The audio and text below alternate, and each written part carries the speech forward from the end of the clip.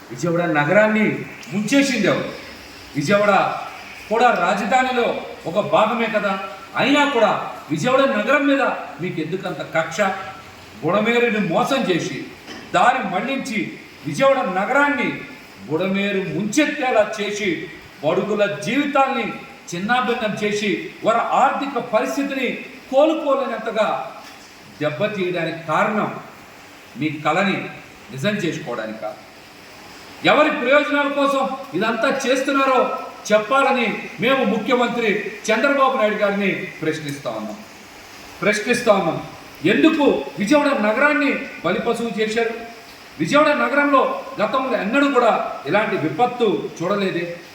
వరుణదేవుడికి మా మీద ఎప్పుడు ఇంత కోపం కలగలేదే. అమ్మవారి దయతో ఎప్పుడు ఆనందంగానే ఉన్నాం. కానీ మీకు మా మీద అంత కోపం ఎందుకు, అంత కక్ష ఎందుకు? చంద్రబాబు నాయుడు గారు, మీరు ఖచ్చితంగా ముఖ్యమంత్రి హోదాలో మాకు సమాధానం చెప్పాలి. విజయవాడ నగర చరిత్రకి ఎవరైనా సరే వలస వచ్చిన చరిత్రే. విజయవాడ నగరంలో అందరినీ అమ్మవారు ఒకేలాగా చూసింది, ఒకేలాగా వారందరినీ కూడా ప్రేమించింది. అందుకనే విజయవాడ నగరంకి వలస వచ్చామన్నటువంటి భావన పోయి స్థిర నివాసాలు ఏర్పాటు చేసుకున్నారు. దశాబ్దాల తరబడి ఇక్కడే ఉండిపోయారు. కానీ ఈ రోజున సొంతూరును గుర్తు తెచ్చుకొని విజయవాడ నగరం నుంచి వలసలు ఇతర ప్రాంతాలకి వాళ్ళ స్వస్థలాలకి వెళ్ళిపోతున్నారంటే ఈ ఘోర సంఘటనని మేము చూడలేకపోతా ఉన్నాం. మా బాధని వ్యక్తం చేయలేకపోతా ఉన్నాం. ఎందుకు ఇంత దుర్మార్గం చేశారు? దీనికి కూడా మీరు సమాధానం చెప్పాలి. మేము చేసిన తప్పేంటి? విజయవాడ నగర ప్రజలు చేసిన తప్పేంటి? ఏదో ఒక రోజు మీ విపరీతమైనటువంటి తెలివితేటలతో హైదరాబాదు కూడా మీరు సముద్రాన్ని తీసుకెళ్ళినా ఆశ్చర్యపోకర్లా. ఎందుకంటే మీకు తోడొచ్చేటువంటి యోధులైన నాయకులు ఉన్నారు. వాళ్ళకి ఆర్టిఫిషియల్ ఇంటెలిజెన్స్ టెక్నాలజీ మీద కూడా బాగా పట్టు ఉంది. అట్లాంటి నాయకుల మద్దతు ఉన్న మీరు ఖచ్చితంగా ఏదో ఒక రోజు హైదరాబాద్కి సముద్రాన్ని కూడా ఖచ్చితంగా తీసుకెళ్లేటువంటి సమర్థత ఉందని నేనైతే అనుకుంటా ఉన్నా. విజయవాడ నగరంలో ముంపు గురవడానికి కూటమి ప్రభుత్వమే కారణమని, ఈ విపత్తుకి నిర్లక్ష్యమే కారణమని ఈ రోజున ఈనాడు పేపర్లో 14వ పేజీలో చాలా పెద్ద ఆర్టికల్ రాశారు. ఇది కూటమి ప్రభుత్వం సృష్టించిన నిశ్శబ్ద మారణ హోమమని అందులో రాయకనే రాశారు. బుడమేరుని కృష్ణమ్మలో కలవనీయకుండా అడ్డుపడింది ఎవరు? బుడమేరుని వచ్చిన వరదని పచ్చిన బంగాళాఖాతంలో కలవకుండా అడ్డుపడి బెజవాడని ముంచింది ఎవరు? ఈ ముంపు రాజకీయం ఎవరి కోసం, ఎవరి ప్రయోజనాల కోసం, ఎవరి లబ్ధి కోసం చేశారో చంద్రబాబు నాయుడు గారు ఖచ్చితంగా సమాధానం చెప్పాలి. ఏ వర్గానికి లబ్ధి చేకూర్చడం కోసం బలైంది మాత్రం బడుగులన్న విషయం ఈ రోజున ప్రతి ఒక్కరికి కూడా అర్థమైపోయింది.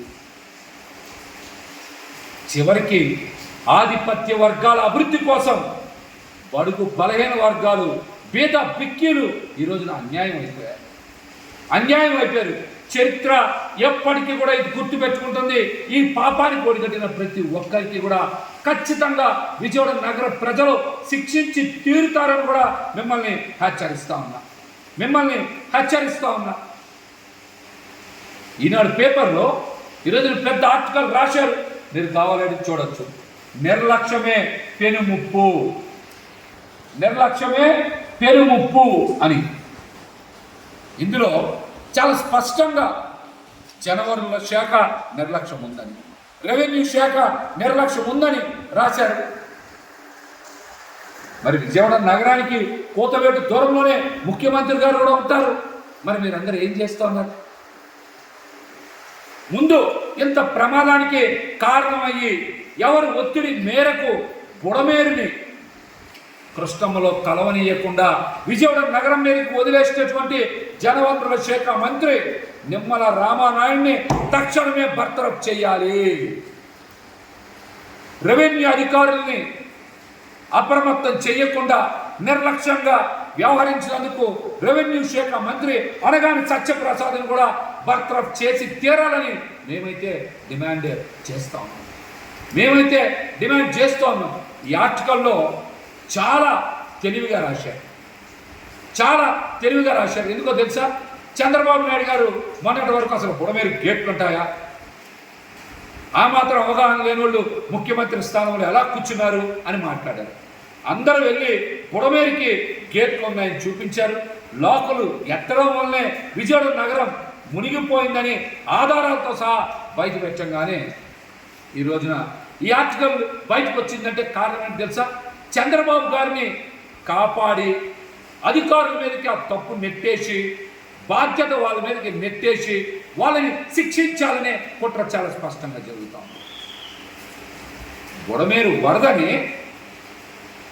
వరదని పవిత్ర సంగమం దగ్గర కృష్ణానదిలో కలపకుండా ఎందుకు ఆపారు? ఎవరు ఆదేశాల మేరకు ఆపారు? ఎవరు ఒత్తిడి మేరకు ఆపారు? ఎవరెవరి ప్రయోజనాలు ఇందులో దాగున్నాయి? అందరూ చెప్తున్నారు కదా చాలా స్పష్టంగా ఎవరి ప్రయోజనాలు దాగున్నాయి అందరికీ తెలిసిపోతుంది. రాధాకృష్ణ గారి పవర్ ప్లాంట్ ఉందని, మరో పక్కన చంద్రబాబు నాయుడు గారి ఇల్లు కూడా మునిగిపోతుందని, అందుకనే అధికారులు ఇంత నిర్లక్ష్యం వహించి బెజవాడని ముంచేసి లక్షల మంది జీవితాల్ని అతలాకుతలం చేశారని అందరికీ అర్థమైపోబట్టే ఈరోజు ఈ ఆర్టికల్ రాశారు. కేవలం ఈ ఆర్టికల్ చంద్రబాబు నాయుడు గారిని కాపాడి అధికారుల్ని మీద తప్పు నెట్టేసేటువంటి కుట్ర కోసం ఈ ఆర్టికల్ రాశారు.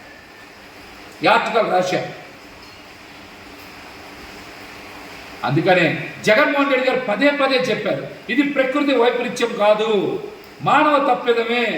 ఈ వరదలు రావడానికి, ఈ ముప్పు రావడానికి చంద్రబాబు నాయుడు గారు కూటమి ప్రభుత్వమే కారణం అని చెప్తే ప్రతి ఒక్కరు ఇష్టానుసారం మాట్లాడారు.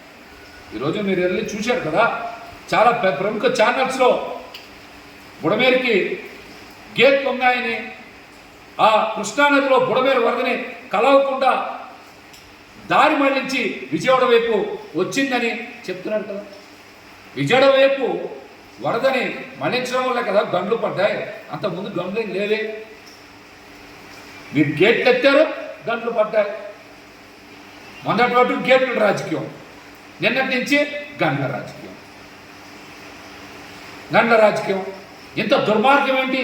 మీ చేతకానితనం, మీ అసమర్థతని ఒప్పుకోకుండా జగన్మోహన్ రెడ్డి గారి మీద బురద చల్లేటువంటి కుట్రలు చేస్తే ప్రజలు ఎవరు కూడా నమ్మేటువంటి పరిస్థితిలో లేరు. ఇంకో ముఖ్యమైన విషయం, 2014 నుంచి 2019 వరకు మరి విభజించబడినటువంటి ఆంధ్రప్రదేశ్కి మొదటి జలవనరుల శాఖ మంత్రిగా దేవినేని ఉమామహేశ్వరరావు గారు పనిచేశారు. ఆయన ప్రాతినిధ్యం వహిస్తుంది కూడా మైలవరంలోనే కదా.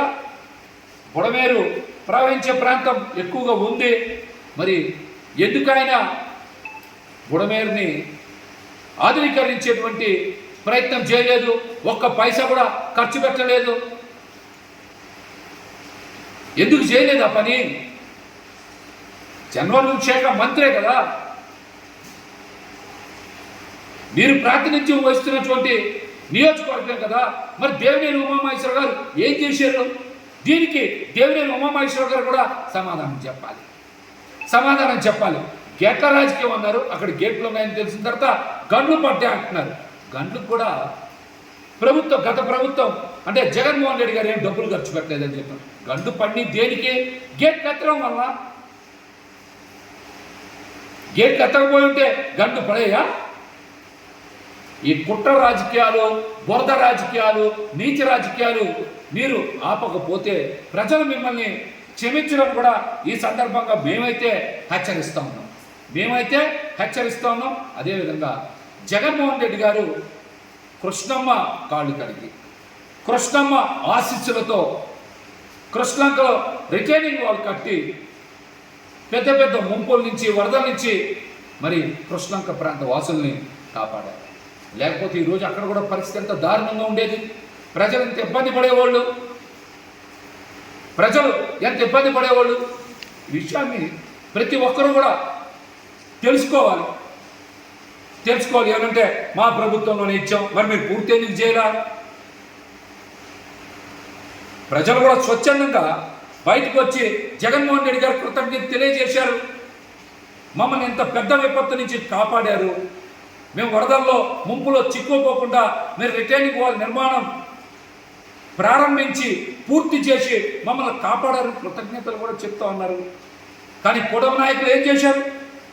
బుడమేరుని స్వార్థ ప్రయోజనాల కోసం దారి మళ్లించి బెజవాడని ముంచేశారు.